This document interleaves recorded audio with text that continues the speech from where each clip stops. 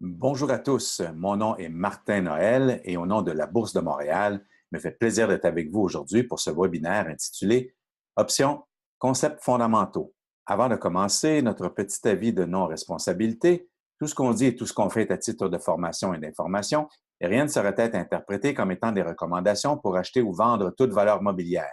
Il est fortement recommandé de consulter vos conseillers fiscaux et financiers avant de faire toute transaction sur les valeurs mobilières. Au programme aujourd'hui, nous verrons les notions de base des options, comment elles sont créées, nous couvrirons l'exercice et l'assignation des options, nous comparerons les options aux actions, nous examinerons la prime des options, nous verrons quelques exemples de stratégies et nous terminerons par une conclusion. Abordons d'abord les notions de base. Pour commencer à négocier des options, il est préférable d'avoir une bonne connaissance du marché des actions au préalable. Donc, il est important qu'on soit déjà en mouvement, qu'on ait déjà un portefeuille et qu'on soit familier avec l'achat et la vente des actions. Parce que les options, c'est un moyen d'acheter ou de vendre des actions. Les options portent sur une valeur sous-jacente qui sont les actions. Et donc, avoir une connaissance des actions, de l'investissement, c'est un préalable à l'utilisation des options. Donc, il faut déjà avoir négocié des actions pour pouvoir les utiliser à bon escient, puisque les options, c'est un outil qui sert à réaliser nos stratégies. Et les stratégies doivent porter tout d'abord sur les actions sous-jacentes. Donc, il est important d'avoir un processus d'évaluation et de sélection des titres, autrement dit, d'avoir un plan de match. Donc, si on n'a pas si on ne sait pas comment acheter, ni quand acheter nos actions, ni quand ou comment vendre nos actions, comment peut-on prétendre avoir du succès avec les options? Donc, si notre plan à la base ne fonctionne pas, l'utilisation des options ne rendra pas notre plan meilleur. Donc, au départ, on a un plan, on a une façon de choisir nos actions, on sait quand est-ce les acheter, on sait quand les vendre. Vous voyez, c'est la difficulté qu'on a lorsqu'on gère un portefeuille, c'est justement de déterminer quand acheter et quand vendre. Donc, les options ne rendra pas la tâche plus facile à ce niveau-là, mais va nous aider, par contre, à exécuter la stratégie et parfois même à obtenir de meilleurs prix pour la vente de nos actions ou pour l'achat de nos titres qu'on aurait pu l'obtenir directement sur le marché. Donc, prérequis de base, avoir une bonne connaissance quand même du marché en général. Maintenant, il est important de connaître quelles sont les différences entre les actions et les options. Donc, d'un côté, lorsqu'on achète des actions ordinaires, on a un droit de propriété sur l'entreprise et donc, on dit qu'on est un actionnaire, donc on possède une partie, une parcelle de l'entreprise et ça nous confère certains droits, c'est-à-dire qu'on a le droit une fois qu'on a acheté les actions, de les revendre. On n'est pas obligé de les garder pour toute l'éternité. Donc, on a le droit de transférer la propriété, donc on a le droit de les revendre sur le marché secondaire à d'autres investisseurs. On a le droit aux dividendes, c'est bien important. On a le droit aux dividendes qui sera versé par la société. On a le droit de vote. On a le droit de voter aux assemblées des actionnaires. Et on a un droit résiduel sur les revenus et l'actif de l'entreprise en cas de dissolution de l'entreprise, par exemple. Lorsqu'on détient des options, on ne détient pas encore les actions. Donc, lorsqu'on détient une option, on détient un droit pour acheter des actions ou pour en vendre des actions. Donc, on a un droit et ce n'est pas une obligation et on ne possède pas encore les actions. Donc, si jamais on veut exercer les droits qui sont inhérents au fait de posséder des actions, eh bien, lorsqu'on détient une option, on ne les possède pas encore, ces droits-là. On a le droit d'acheter les actions, mais on ne les possède pas encore. Donc, on n'est pas encore un actionnaire. On a le potentiel de devenir un actionnaire, mais on n'est pas encore un actionnaire de l'entreprise. Et donc, c'est le contrat nous donne ce droit éventuel. si on l'exerce, d'acheter des actions ou même de vendre des actions. Et ce contrat-là nous donne le droit d'acheter des actions ou de vendre à un prix d'achat ou de vente fixé à l'avance, qu'on appelle le prix d'exercice ou le prix de levée, par exemple, et pour une durée limitée. Donc, ça aussi, c'est une différence. Lorsqu'on détient des actions, on a une durée illimitée, mais lorsqu'on possède des options, eh bien, on a ce droit-là pendant un certain temps. Donc, ce sont les principales différences entre les deux, mais la principale, c'est le fait qu'on ne possède pas encore les actions lorsqu'on détient une option d'achat, par exemple. On ne possède pas encore les actions tant qu'on n'aura pas exercé ce droit. Une fois qu'on aura exercé, nous devenons actionnaires de l'entreprise et ensuite, nous avons les, euh, les droits qui sont mentionnés, c'est-à-dire droit de transférer la propriété, droit à dividende, droit de vote et droits résiduels. Donc, on a pu voir que des droits d'achat, des droits de vente. Donc, on a deux types d'options. Les options d'achat, qu'on appelle les calls en anglais, les options de vente, qu'on appelle les puts. Donc, le contrat d'option d'achat sur des actions ordinaires ou sur des fonds négociés en bourse confère à son détenteur le droit toujours et non l'obligation d'acheter 100 actions de la société sous-jacente pour une durée prédéterminée. Alors que le contrat d'option de vente sur actions ordinaires ou sur des fonds négociés en bourse, ça peut être sur des indices, donc confère à son détenteur le droit et non l'obligation de vendre 100 actions de la société sous-jacente pour une durée prédéterminée et à un prix fixé à l'avance et convenu qui fait partie intégrante du contrat jusqu'à la date d'échéance, donc pour une durée prédéterminée. Donc, dans ce contrat, il y a plusieurs éléments qui font partie du contrat d'option. Tout d'abord, on doit identifier quelle est la société ou le titre sur lequel va porter notre droit. Donc, on doit connaître la valeur sous-jacente au contrat, qui sera bien identifiée par son symbole. Dans ce cas-ci, le symbole ABC représente la valeur sous-jacente au contrat. Ça peut être une action ordinaire, ça peut être des parts de fonds négociés en bourse, ça peut être d'autres types de sous-jacents également. Ensuite, il y aura la date d'échéance qui sera déterminée. Et cette date d'échéance, comme on voit à l'écran, 15-02-20, ce qui veut dire le 20 février 2015 dans ce cas-ci. Donc, c'est la date à laquelle l'option arrive à échéance. Ensuite, dans le contrat, on va déterminer si c'est une option d'achat ou une option de vente par un C ou par un P dans le symbole de l'option. Donc, le C pour call, le P pour put. À ce moment-là, on saura si on a un droit d'acheter ou un droit de vente. Et le prix de levée, qui fait partie intégrante du contrat, nous indique le prix auquel nous avons le droit d'acheter les actions ou le droit de les vendre suite à l'exercice du contrat. À ce moment-là, on pourra acheter ou vendre les actions au prix de levée. Finalement, la prime, eh bien, qui ne fait pas partie du contrat, mais qui est utile, en fait, qui est déterminée par les négociations, c'est le prix qu'on va payer pour obtenir ce droit. On va le payer, donc on va payer cette prime-là, qui est un prix unitaire par action ou par part, qui est payé par l'acheteur au vendeur pour acquérir le contrat d'option, tout simplement. Donc, on va acquérir cette option-là en payant cette prime unitaire par action. Et chaque contrat a habituellement, généralement, une taille de 100 actions ou de 100 parts par contrat. C'est donc dire que le contrat à 2,10 $ nous reviendra à 210 $ pour se procurer un contrat qui nous donnerait le droit, dans ce cas-ci, d'acheter 100 actions de la société ABC à 50 $ au prix de levée jusqu'à l'échéance, jusqu'à la date d'échéance qui est le 15 février, c'est-à-dire le 20 février 2015. Donc, les options servent à réaliser nos stratégies et donc ce sont des outils. Donc, c'est pour ça qu'il est important de bien connaître les valeurs sous-jacentes au contrat d'option, puisque les options vont nous aider à réaliser notre stratégie.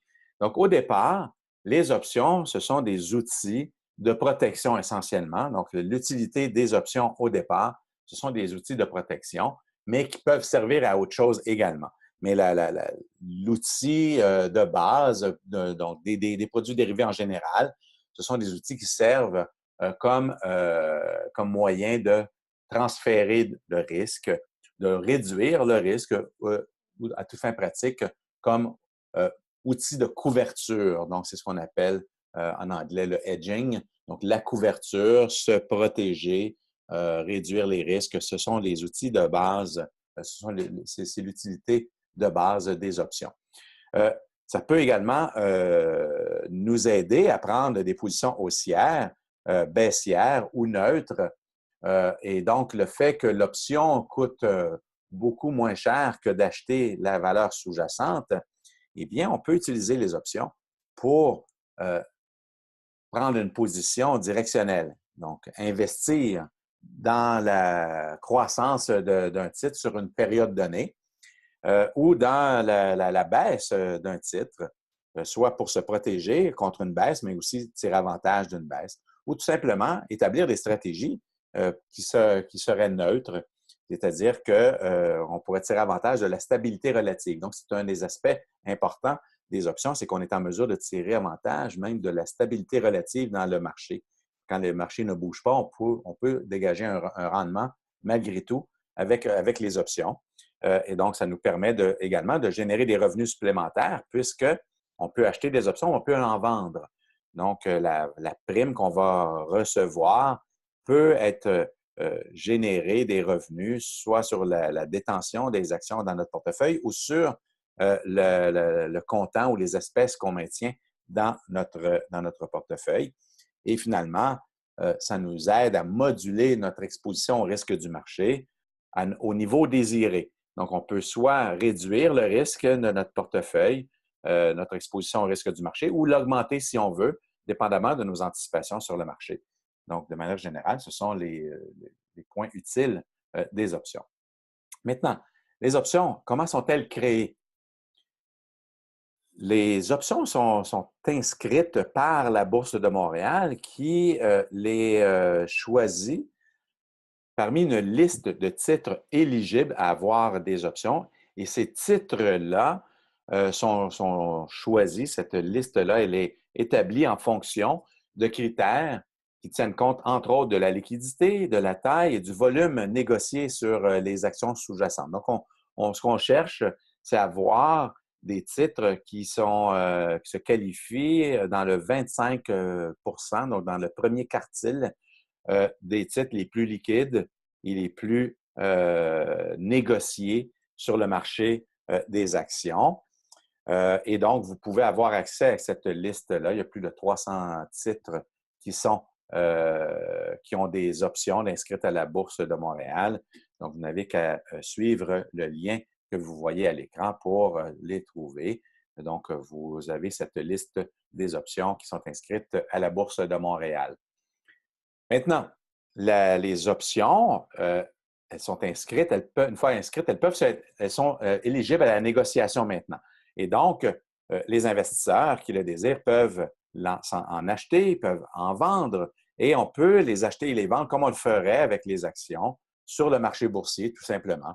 Et donc, un acheteur va faire part de ses intentions d'acheter une option en particulier. Il y aura un vendeur qui va venir répondre à cette offre d'achat. Et lorsque les prix sont identiques, à ce moment-là, on a ce qu'on appelle une transaction qui va s'effectuer. Et le détenteur va obtenir ce qu'on appelle une position longue sur le contrat d'option. Donc, avoir une position longue, c'est avoir en sa possession le contrat d'option. Et la contrepartie pourra établir ce qu'on appelle une position courte, c'est-à-dire que j'ai une position courte sur des actions ou sur un instrument dérivé ou sur une option. Lorsque je n'avais aucune position au préalable et que j'entre dans la position, c'est-à-dire que je vends une option. Donc, l'option, elle est créée pas par la bourse, mais par les transactions entre les investisseurs. Donc, il y a un acheteur qui décide qu'il veut acheter une option d'achat.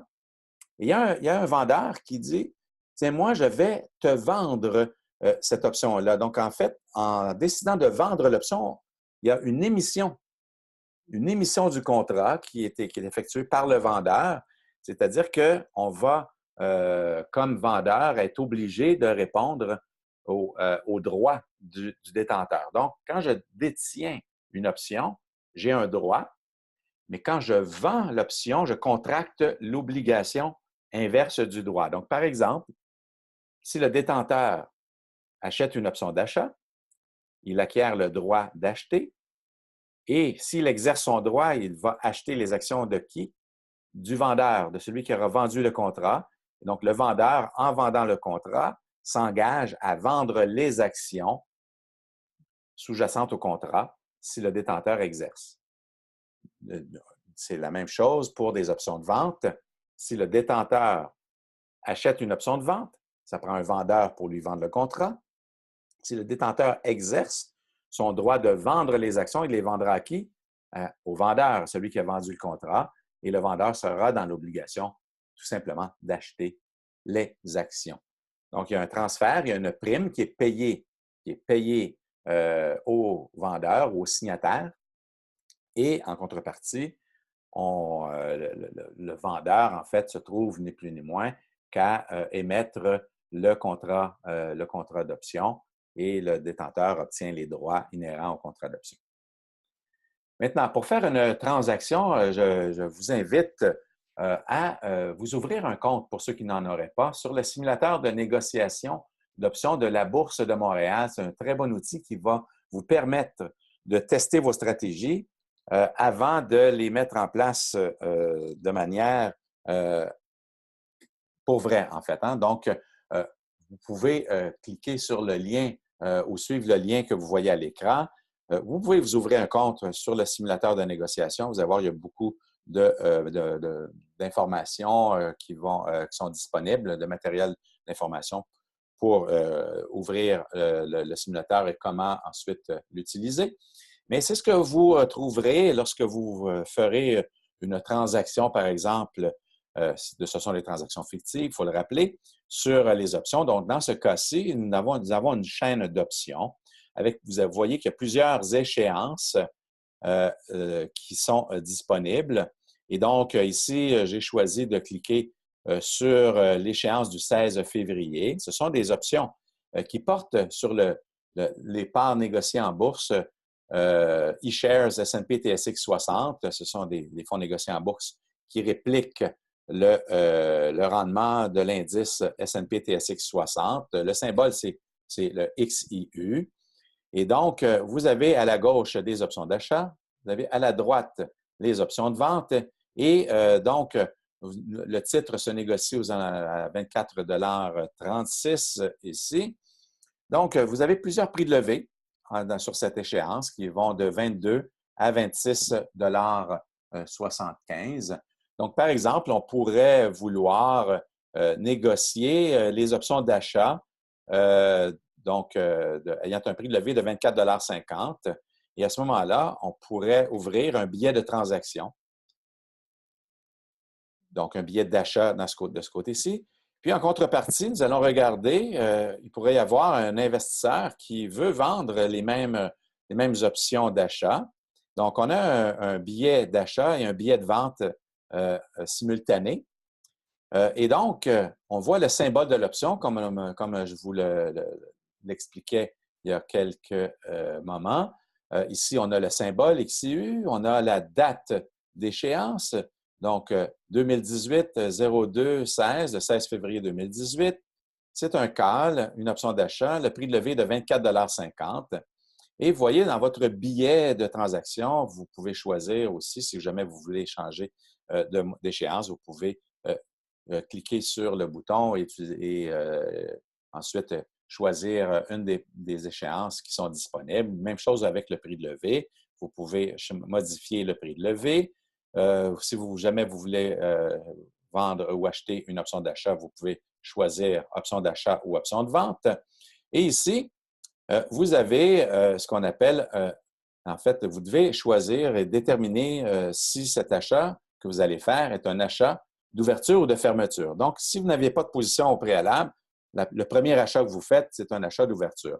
Et ensuite, si vous voulez revendre votre option, eh bien, du côté de votre billet de négociation, lorsque vous allez vouloir revendre, il faudra indiquer vente pour fermeture.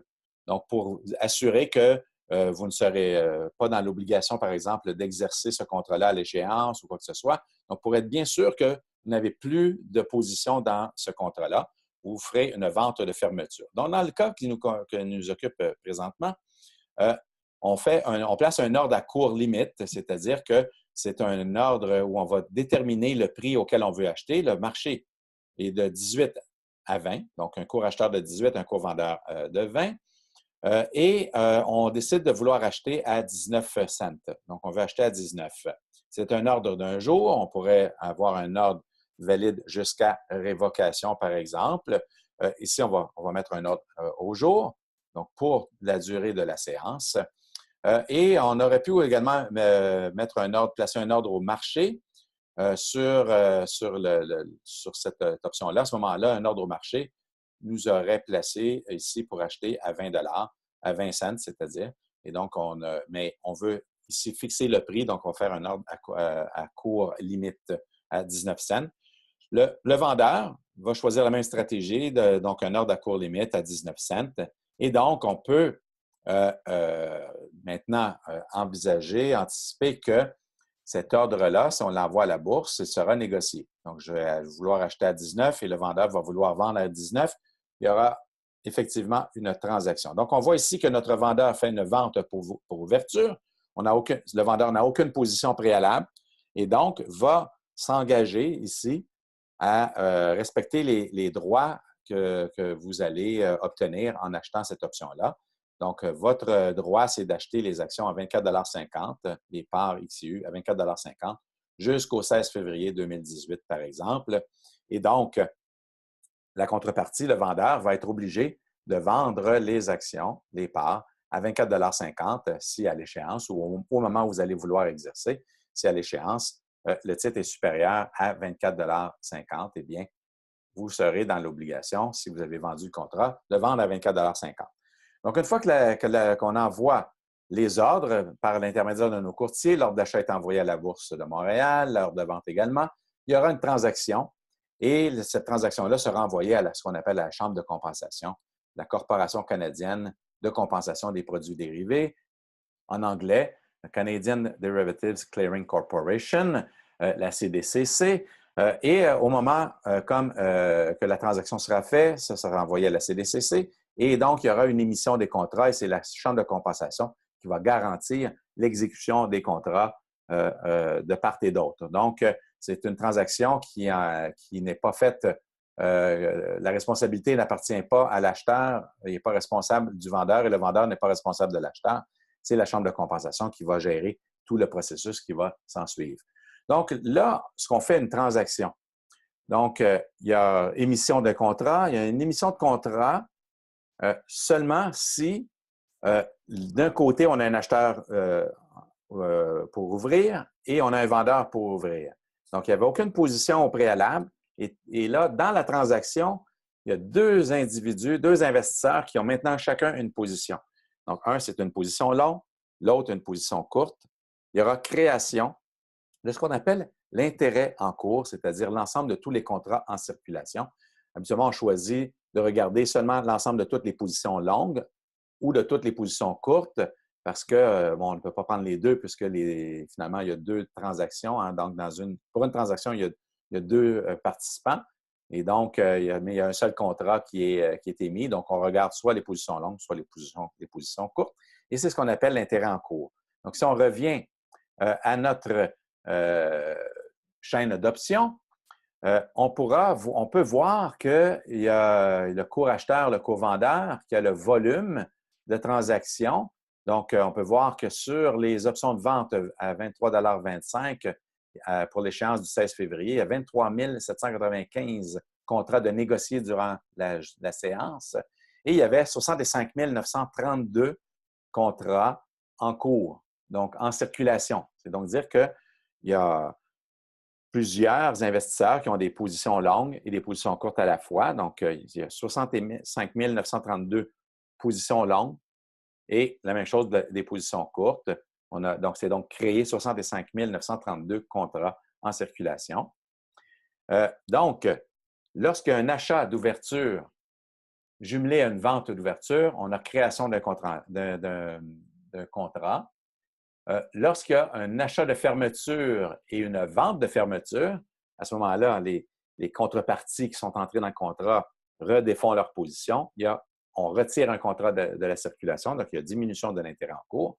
Et sinon, si c'est un achat d'ouverture avec une vente de fermeture, eh bien, c'est un transfert de position. Il n'y a pas de création d'intérêt en cours. Il y a seulement un transfert de contrat d'un investisseur à un autre. Et c'est la même chose lorsqu'il y a un achat-fermeture contre une vente de fermeture. C'est un transfert de position d'un investisseur à l'autre. Donc, une fois qu'on a nos positions, on a notre position, on peut bien sûr la revendre si on veut prendre nos profits, aucun problème, mais ça nous amène à parler de l'exercice et de l'assignation de ces contrats-là. Donc, précisons en fait que la décision d'exercer appartient toujours au détenteur. C'est le détenteur qui décide s'il exerce ou non son droit. Et donc, lorsqu'on est à l'échéance, le détenteur peut exercer son option par choix, il peut décider de le faire, ou s'il ne fait rien, il y a un exercice qui peut se faire automatiquement si l'option a une valeur minimale de 1 cent par action à l'échéance. Il y aura un exercice automatique qui se fera. Mais avant l'échéance, l'option ne peut pas être exercée automatiquement et ça doit absolument être fait par le détenteur de manière manuelle, selon une procédure que vous pourrez vous enquérir auprès de votre courtier. Votre courtier va vous dire comment procéder si vous voulez exercer avant l'échéance. Lorsqu'on parle d'exercice avant l'échéance, eh bien, on parle d'option américaine, c'est-à-dire l'option américaine nous permet d'exercer avant l'échéance. Donc, l'option américaine, c'est une option qui a un style d'exercice qu'on dit, on dit le style américain. Ce n'est pas pour identifier sur quel continent les options se négocient, nullement, par opposition à l'option européenne, qui est une option qui ne peut être exercée qu'à l'échéance. C'est tout simplement pour les distinguer l'une de l'autre, c'est-à-dire que l'option américaine, on peut exercer en tout temps, alors que l'option européenne, on ne peut faire l'exercice qu'à l'échéance. Les options européennes portent particulièrement sur des options, des options sur indice, par exemple, sur des options pour lesquelles, lorsqu'on exerce l'option, on ne peut pas obtenir le sous-jacent, la valeur sous-jacente. Une option sur indice, c'est une statistique. Nous ne pouvons pas obtenir la statistique. Donc, lorsqu'on va faire l'exercice, ce sera un règlement en espèces et pour des raisons pratico-pratiques, pour éviter aussi de la manipulation, pour éviter des incohérences parfois qui peuvent survenir au plan statistique. Donc, par exemple, une transaction erronée sur un indice qui pourrait faire fluctuer à la hausse ou à la baisse l'indice. À ce moment-là, on va attendre à l'échéance de l'option avant de pouvoir exercer. Pour l'option américaine, ça porte habituellement sur ce sont des options pour lesquelles, lorsqu'on exerce, on peut recevoir l'actif, donc la valeur sous-jacente. Donc, les actions, on peut recevoir le certificat. Et donc, dans ce moment-là, il n'y a aucun problème à faire l'exercice avant l'échéance. Donc, lorsqu'on parle d'exercer avant l'échéance, il doit bien avoir un avantage pour exercer, il doit bien avoir une raison si on veut exercer avant l'échéance, puisque lorsqu'on exerce avant l'échéance, qu'est-ce qui arrive? Eh bien, c'est qu'on met fin à la vie du contrat et donc on laisse, si on exerce 3 mois avant l'échéance, qu'est-ce qui va arriver? On va laisser aller, dans le fond, une valeur pour laquelle on a payé.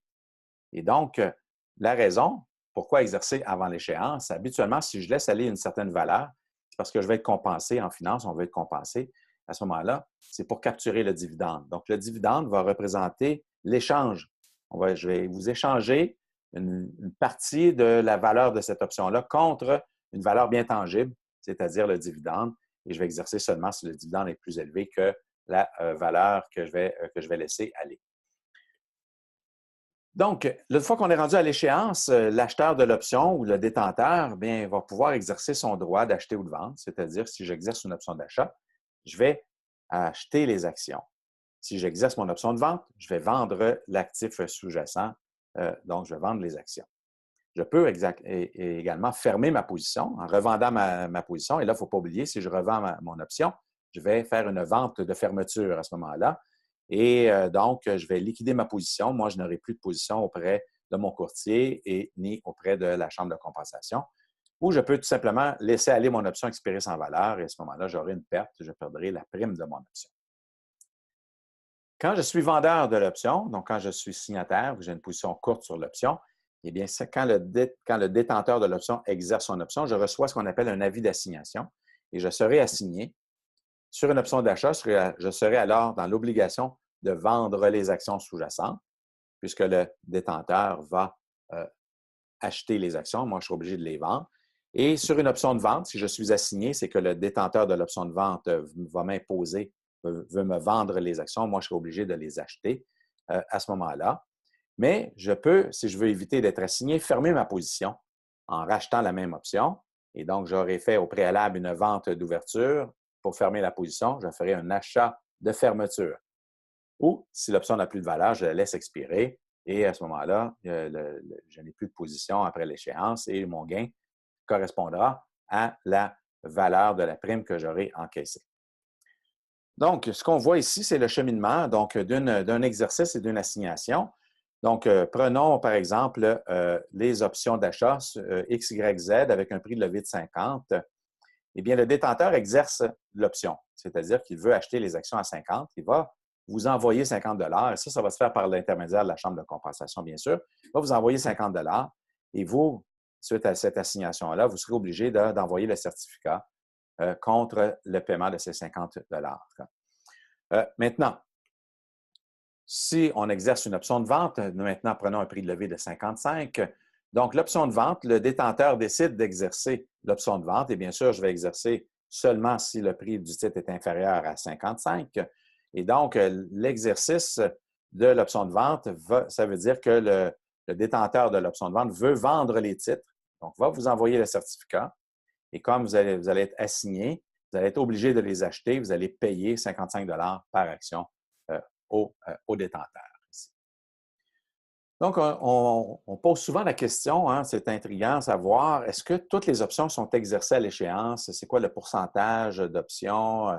Et donc, il y a une analyse qui a été effectuée par l'Option Clearing Corporation aux États-Unis et l'OCC, où on indique que seulement à peu près 12 des options, ça peut varier, ça fait un certain temps que ça a été fait, mais de manière générale, c'est généralement vrai, que seulement 12 des options sont exercées à l'échéance.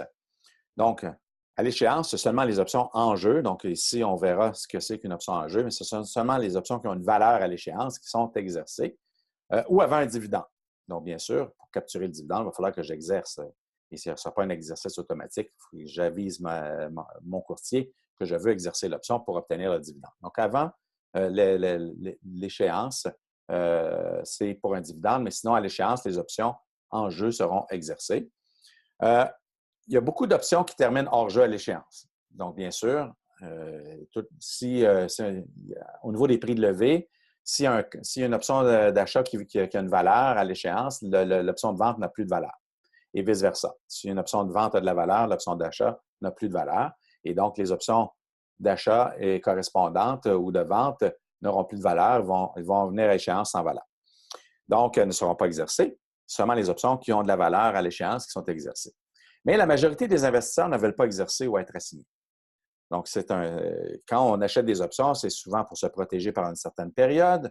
On ne veut pas nécessairement liquider nos actions. On va tout simplement revendre notre option pour encaisser un profit. Si jamais une option de vente et le titre a baissé, je vais encaisser mon profit. Ça viendra réduire la perte sur mon action. Mais par contre, si je veux absolument vendre mon titre, à ce moment-là, j'exercerai et je vendrai mes actions suite à l'exercice de l'option de vente. Donc, la majorité des investisseurs ne veulent pas nécessairement exercer ou même être assignés. À ce moment-là, si je ne veux pas exercer, je vais revendre mes options avec un prix de vente, avec une vente fermeture. Et si j'ai vendu au préalable les options que je ne veux pas être assigné, je vais racheter les options avec un achat de fermeture.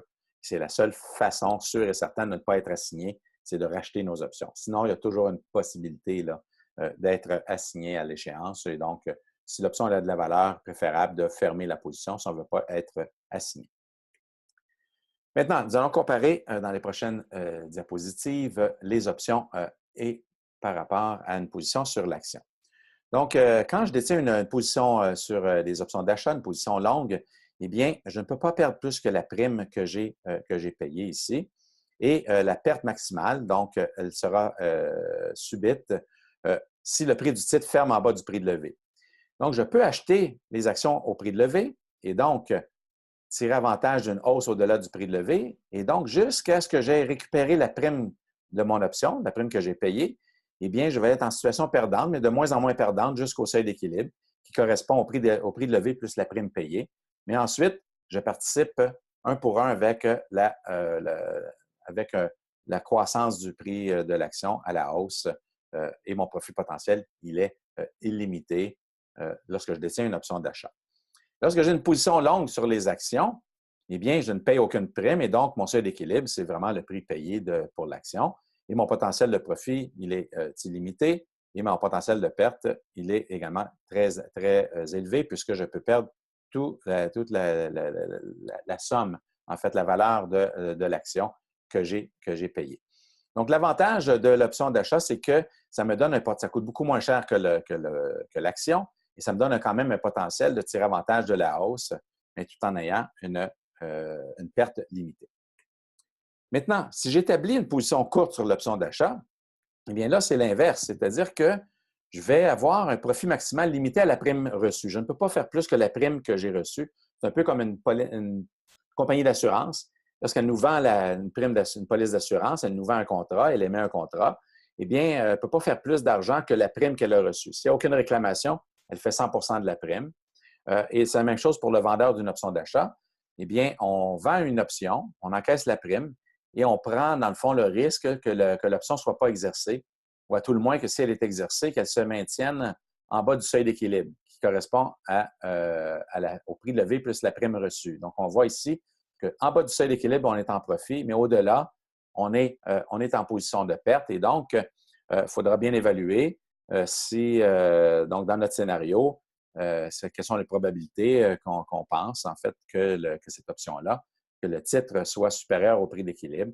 Et à ce moment-là, on décide, c'est selon notre stratégie, de vendre l'option d'achat ou non. Donc, ça nous appartient toujours, mais c'est un choix qu'on a. Par rapport à la vente à découvert sur les actions, qui nécessite du capital, ici, dans ce cas-ci, mais qui nous donne un potentiel de profit à la baisse important si le titre baisse, puisque notre prix de vente est effectué avant l'achat. On veut racheter à un prix inférieur, mais ça nous expose également à des pertes importantes en cas de hausse. Et on n'a pas cette marge de manœuvre d'avoir encaissé une prime, là, donc on n'a aucun coussin en cas de hausse dans le prix du titre, alors que lorsqu'on vend une option d'achat, on a un petit coussin qui provient de la prime de l'option.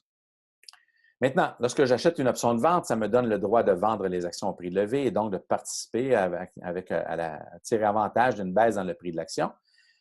Et donc, je vais tirer, une fois que j'aurai récupéré la prime que j'ai payée, donc le prix levé moins la prime que j'ai payée, eh bien, ça, c'est mon seuil d'équilibre. Je vais commencer à faire des profits un pour un avec la baisse du titre sous-jacent. Mais ce qui est intéressant, c'est que je n'ai pas besoin de payer beaucoup pour tirer avantage de cette baisse-là. Et donc, j'ai une perte limitée à la prime que j'ai payée. Donc, c'est moins risqué que de vendre à découvert de ce côté-là, puisque la vente à découvert m'expose à des pertes potentiellement importantes, très importantes, voire même illimitées. Donc, c'est une autre façon de pouvoir tirer avantage d'une baisse dans le prix du titre en achetant des options de vente. Donc, profil, perte limitée à la hausse et profit important à la baisse. Maintenant, si je prends une position courte, si je vends les options de vente, je m'engage à acheter les actions au prix de levée. Et donc, je reçois une prime.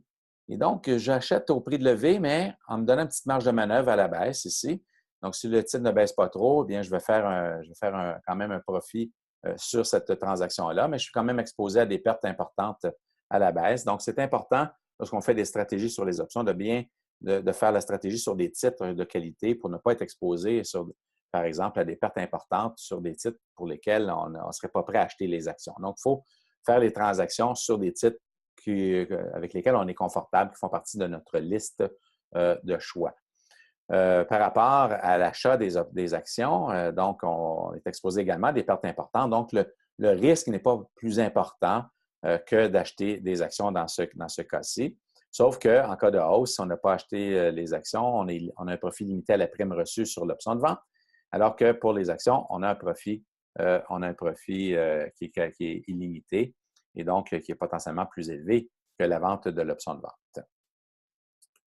Donc, quels sont les avantages et les inconvénients? Donc, habituellement, c'est comme un miroir de part et d'autre. Pour l'acheteur, les avantages, c'est qu'on a un profit potentiel important quand on achète des options d'achat ou de vente. Les pertes sont limitées à la prime payée. On a besoin d'un investissement initial faible, donc qui nous permet de tirer avantage de l'effet de levier. Et on a le droit d'exercer, donc c'est nous qui décidons si on exerce ou pas. L'inconvénient pour le vendeur, bien sûr, perte potentielle importante, profit limité à la prime reçue. Ça demande un investissement plus important que d'acheter les options. Donc, c'est un inconvénient pour la vente des options. Et le fait qu'on contracte une obligation, on ne décide pas de la suite des choses, c'est le détenteur qui va le décider. Maintenant, les inconvénients pour l'acheteur, eh bien, c'est qu'on est exposé à l'érosion de la valeur temps. Donc, dans une option, il y a ce qu'on appelle la valeur temps. Donc, c'est la prime qu'on paye pour obtenir le droit jusqu'à l'échéance. Eh bien, cette érosion-là se fait à tous les jours. Il y a une érosion et donc on va perdre on va subir les impacts négatifs au fur et à mesure qu'on va acheter, que le temps va s'écouler. Et il y a aussi la perte potentielle de 100 du capital investi. Et donc, il faut faire attention à l'effet de levier. Donc, si on voulait acheter, au lieu d'acheter des actions à 30 au lieu de payer 30 on achète pour 30 d'options, eh bien, on pourrait perdre 100 de notre capital. Eh bien, on voit que il y a un danger si on utilise trop l'effet de levier avec les options. L'avantage pour le vendeur d'une option, c'est qu'on tire avantage, nous, comme vendeur, de l'érosion de la valeur temps. Et l'avantage également, c'est que ça nous permet d'acheter. Quand on vend un put, ça nous permet d'acheter les actions à un prix plus avantageux puisqu'on a reçu une prime.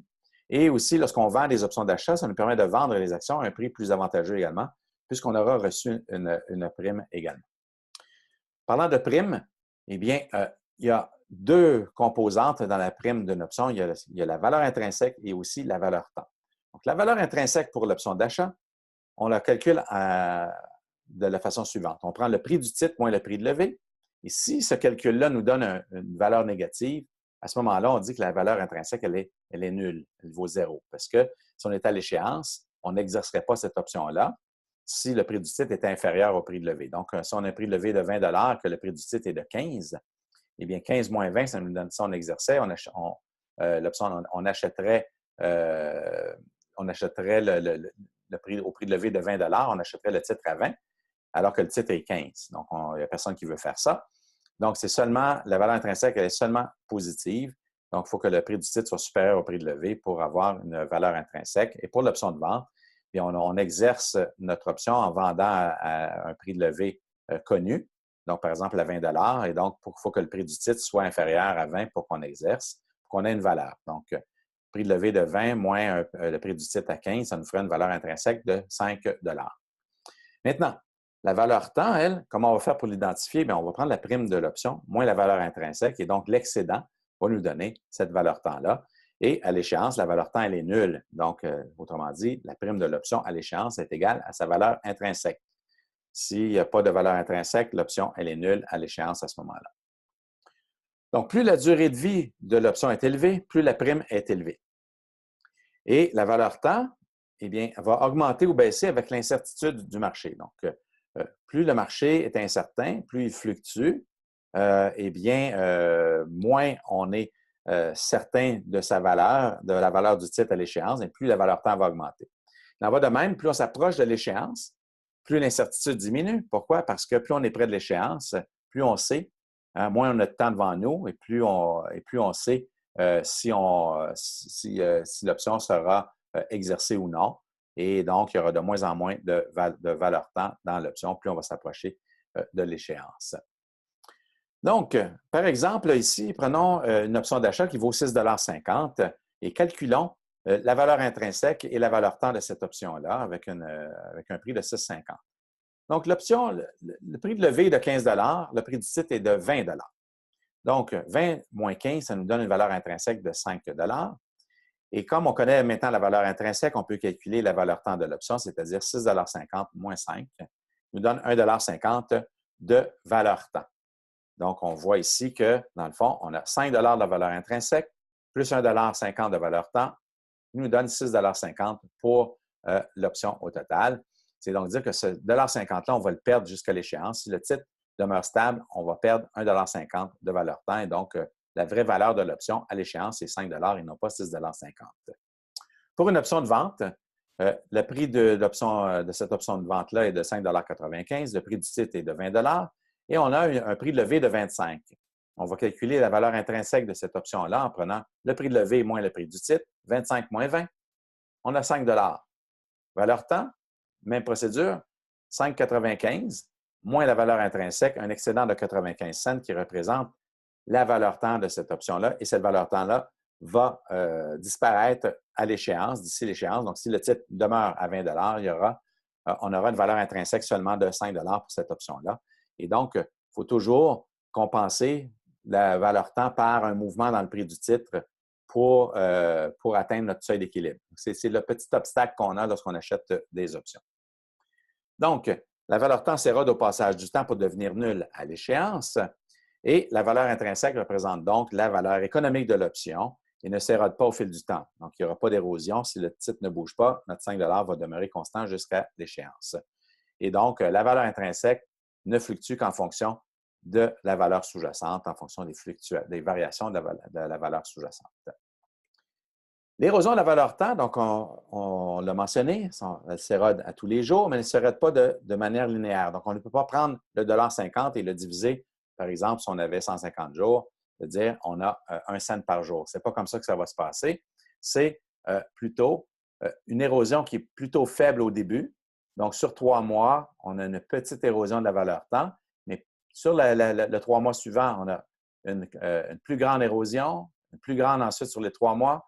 Et ensuite, le dernier 3 mois, on a une très grande érosion de la valeur temps. Plus on s'approche de l'échéance, plus l'érosion va se faire rapidement. Et donc, ce sont des points à prendre en considération lorsqu'on achète ou vend des options. Donc, pour justement ne pas être impacté trop négativement par cette érosion de la valeur temps. Quand on fait des options, on va souvent entendre parler qu'une option est en jeu, hors jeu ou à parité. Donc, en anglais, une option, donc elle est en jeu win the money, pour notre option d'achat, lorsque le prix du titre est supérieur au prix de levée. Donc, on constate ici que le titre est de 60 $ et 74, donc supérieur à 56, supérieur à 58 et supérieur à 60. Donc, on dit que l'option est en jeu, win the money. Et lorsque le prix du titre pour l'option d'achat est inférieur au prix de levée, donc 62 et 64, à ce moment-là, l'option elle est hors jeu ou out of the money. On ne l'exercerait pas si on était à l'échéance. Pour les options de vente, on prend le prix de levée, on regarde moins le prix du titre, 64, 62, moins 60 et 74 à ce moment-là. On a de la valeur intrinsèque, on dit que l'option elle est en jeu, win the money. Mais si on prend 60, moins 60, 74, et on prend 58 et on prend 56, puis on fait la même opération, on s'aperçoit qu'on a une perte à ce moment-là. Il n'y a pas de valeur intrinsèque et on dit que l'option elle est hors jeu ou out of the money. Si l'option, le titre était exactement égal à 60, à ce moment-là, on aurait dit que l'option, le prix de levée de 60, option d'achat et option de vente ayant un prix de levée de 60, serait alors à parité ou at the money en anglais. Mais disons que si on vous demande quelle est l'option à parité, c'est-à-dire l'option qui est la plus près de la parité, bien, ce serait quand même l'option 60 que vous pourriez identifier comme étant l'option à parité à ce moment-là. Alors, voyons maintenant quelques exemples de stratégies. Donc, nous allons voir l'achat d'options d'achat, l'achat d'options de vente, vente d'options d'achat couverte, vente d'options de vente couverte.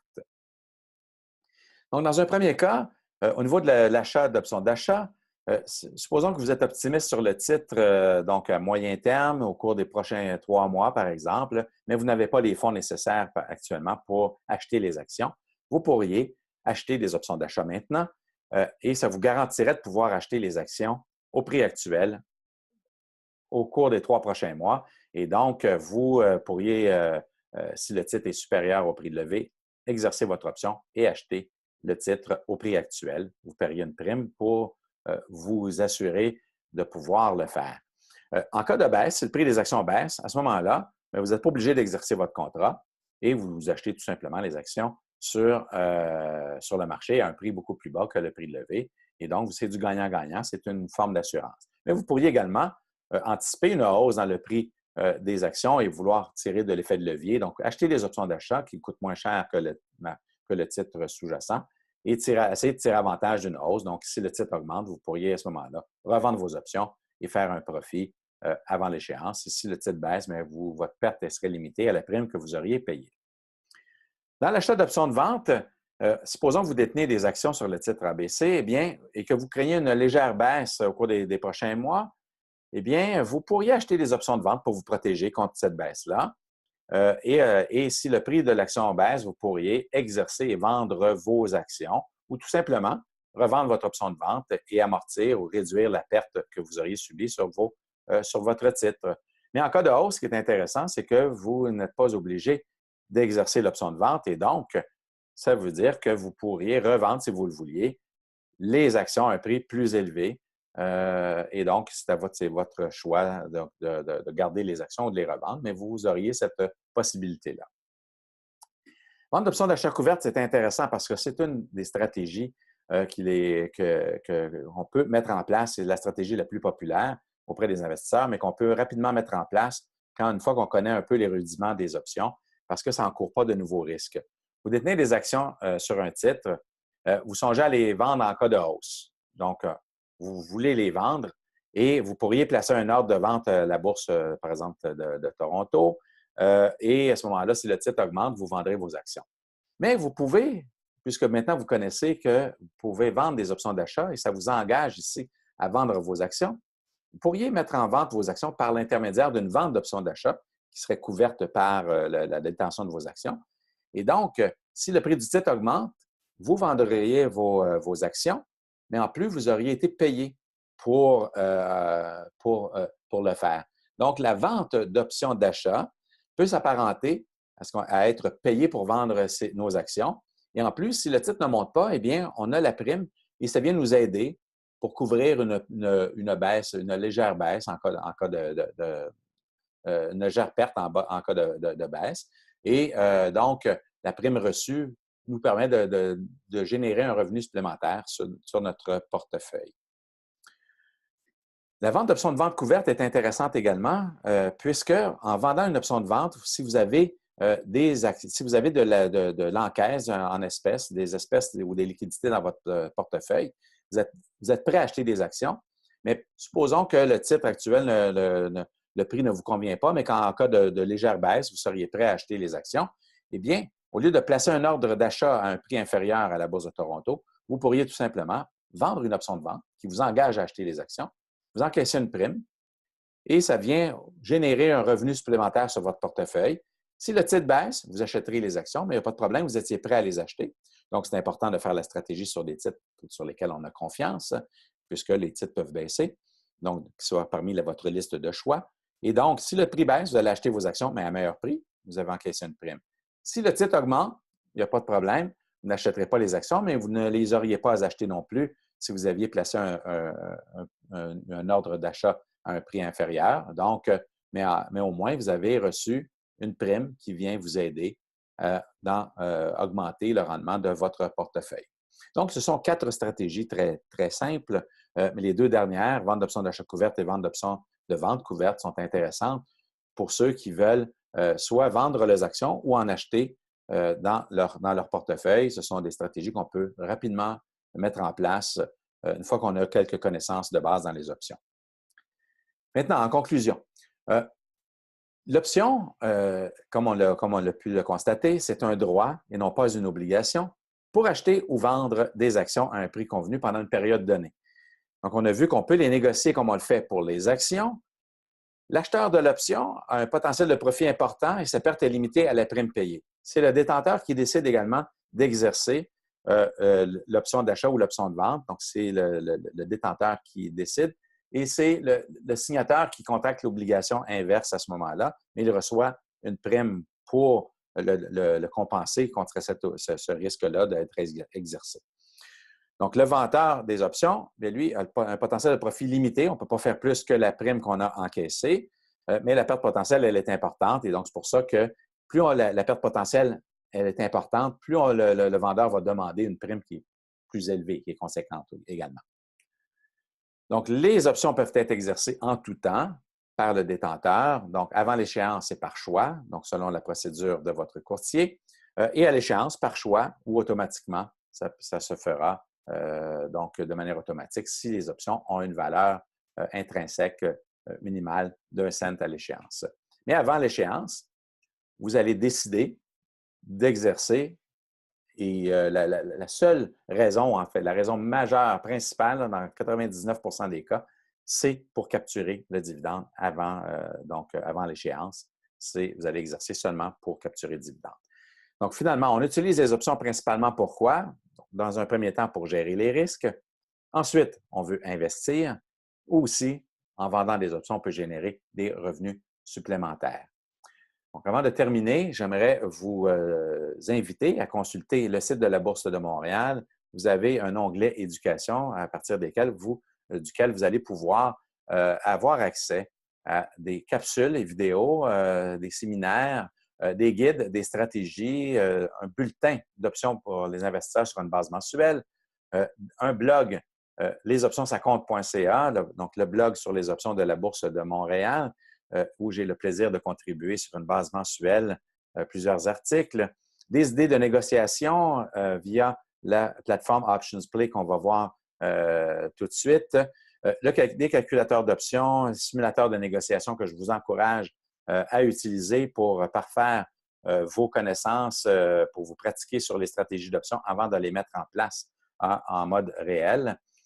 Et donc, je vous parlais de Options Play. C'est une nouvelle plateforme qui est mise à votre disposition par la Bourse de Montréal. Je vous encourage à l'utiliser. Vous allez avoir plein d'idées de négociation, tant techniques sur le titre que des idées de négociation sur les options avec les profils de profits et pertes, etc.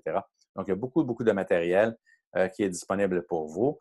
Donc, sur ce, mon nom est Martin Noël et au nom de la Bourse de Montréal, il m'a fait plaisir d'être avec vous aujourd'hui. Si vous avez des questions, on pourra y répondre à la fin de ce webinaire. Sinon, vous pourrez nous contacter soit par l'intermédiaire de votre courtier ou soit directement à la Bourse de Montréal. Il me fera extrêmement plaisir de vous répondre à vos questions. Sur ce, je vous souhaite bonne transaction et bonne fin de journée.